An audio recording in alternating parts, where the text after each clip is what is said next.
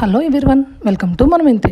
తెనాలి నుంచి కాశీ కాలినడక నడిచి వెళ్ళిన దంపతుల్ని మేమెలా సత్కరించుకున్నామో మీరు కూడా చూసేయండి. ఆ దంపతులు రాగానే కాళ్ళు కడిగి గుళ్ళోకి ఆహ్వానం చెప్పారు.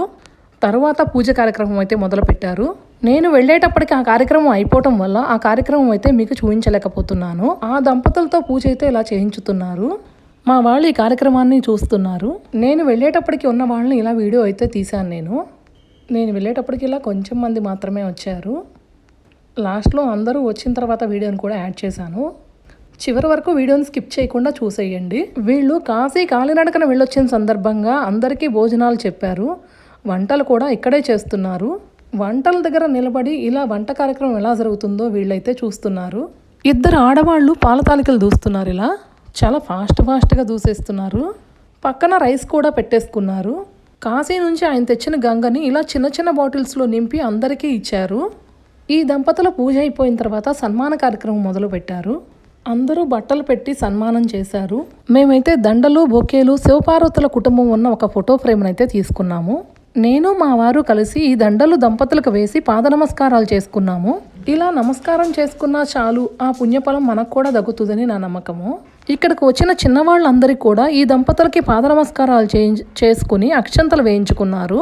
పెద్దవాళ్ళైతే వాళ్లే అక్షంతలు వేసి వెళ్ళారు ఈ దంపతులకి. తర్వాత మా పెదనాన్న శాలువా వేసి ఇలా సత్కరించారు.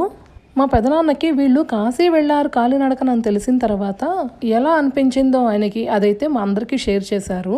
తర్వాత అన్నయ్య వాళ్ళు ఇలా బట్టలు పెట్టారు. అన్నయ్య వాళ్లే కాదు, ఇలా చాలామంది వచ్చిన వాళ్ళల్లో 90% ఇలా అందరూ బట్టలు అయితే పెట్టారు. అందరిని అయితే నేను కవర్ చేయలేకపోయాను, అందుకే వచ్చిన వాళ్ళందరినీ ఇలా చూపిస్తున్నాను. మోస్ట్లీ ఇక్కడ ఉన్న వాళ్ళందరూ కూడా ఈ దంపతులకి బట్టలు పెట్టి సత్కరించుకున్నారు. వీళ్ళందరూ మా దోనేపుడి గ్రామస్తులే.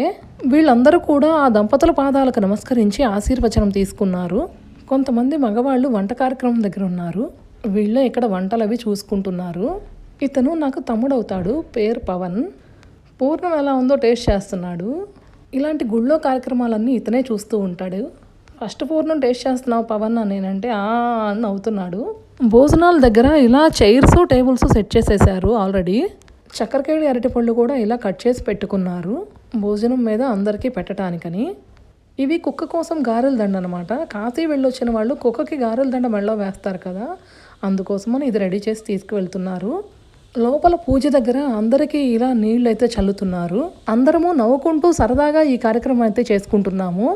అందరికీ మా రాణి అత్తయ్య ఇలా నీళ్లు చల్లుతున్నారు. అసలు ఇలా కాలినడకన కాశీ వెళ్ళి రావటం అన్నది నేను వినటం ఫస్ట్ టైం అనమాట.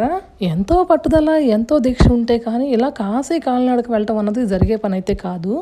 దాన్ని కూడా వీళ్ళు సాధించి చూపించారు ఈ దంపతులు.